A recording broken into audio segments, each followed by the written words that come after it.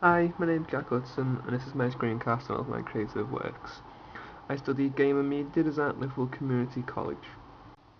The main programs we used were Cinema 4D for 3D modelling. We also delved into some audio and music editing and creation. To do that we used Audacity and Cubase, and like many other design courses we used Adobe Photoshop and Flash. This is some of the work I did in my first year of college. It's mostly 3D design work. The first project was to create a robot animal. I chose a spider. We hadn't covered texturing at this point, that's why most of it's just grey apart from the two missiles on the side of it. It was a fairly simple design. The body is just a sphere with an extrusion for the face, and the reason behind the flamethrower was boredom. This is my final project for my first year, which was create a room from your house. I chose my living room because it was a nice open, well lit area. This first picture is the scene created without any textures. It still has lighting as you can see, but it's just an all over white matte texture. Here's the finished project. As you can see, it's now been textured. It was extremely basic texturing, no UV texturing on this. We touched on that in the second year instead.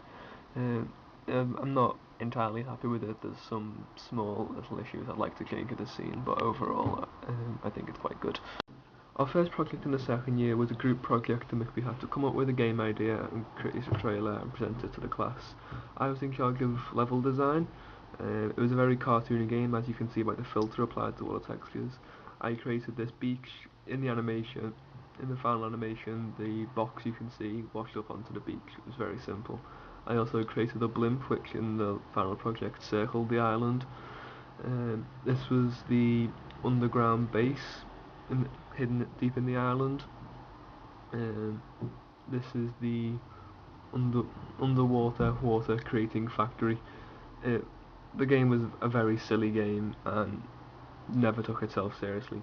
And the final part for this game trailer was the mansion set on the island, and it's nothing spectacular, but it filled its purpose.